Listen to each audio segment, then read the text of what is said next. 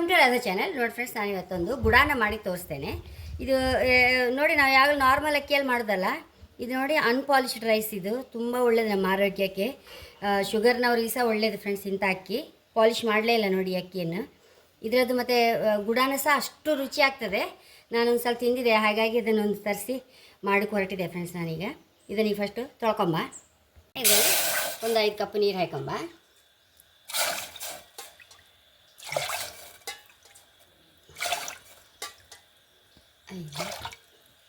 ಈ ತೊಳೆದಿಟ್ಟು ಅಕ್ಕಿನ ಸಹ ಹಾಕೊಂಡ್ಬಿಡುವ. ಇದನ್ನ ಹೀಗೆ ಮುಚ್ಚಿಟ್ಕೊಂಡ್ಬಿಡುವ. ಇದು ಬೆಂದ ಮೇಲೆ ತೋರಿಸ್ತೆ ಫ್ರೆಂಡ್ಸ್. ನೋಡಿ, ಈಗ ಕರೆಕ್ಟ್ ನೀರು ಸಾಕಾಯ್ತು 5 ಲೋಟ. ಇದಕ್ಕೀಗ ಅದೇ ಕಪ್ಪಲ್ಲಿ 2 ಕಪ್ ಬೆಲ್ಲ ಹಾಕಂತ ಇದ್ದೆ. ಬೆಲ್ಲ ಕರಗಲಿ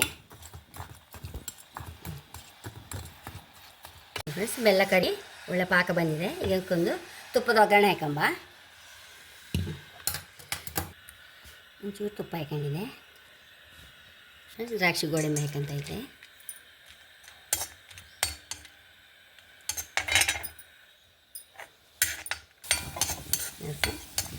ಏರ್ ಬೀಜ ರೋಸ್ಟ್ ಆಯ್ತಲ್ಲ, ಏಲಕ್ಕಿ ಹೊಡಿ ಹಾಕೊಂಬ ಫ್ರೆಂಡ್ಸ್. ಇದನ್ನು ಸಹ ಹಾಕೊಂಡ್ಬಿಡುವ.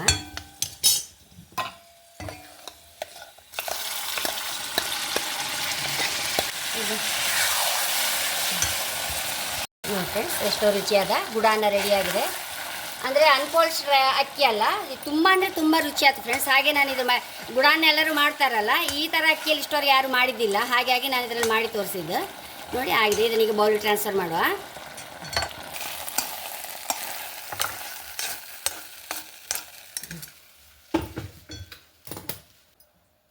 ನೋಡಿ ಫ್ರೆಂಡ್ಸ್, ಎಷ್ಟೋ ರುಚಿಯಾದ ಗುಡಾನ ರೆಡಿಯಾಗಿದೆ. ಖಂಡಿತ ನೀವು ಸಹ ಈ ಥರ ಅಕ್ಕಿ ತರಿಸಿ ಮಾಡಿ ನೋಡಿ. ಖಂಡಿತ ಅಂದರೆ ಅಷ್ಟು ಟೇಸ್ಟಾಗಿರುತ್ತೆ ಇದು.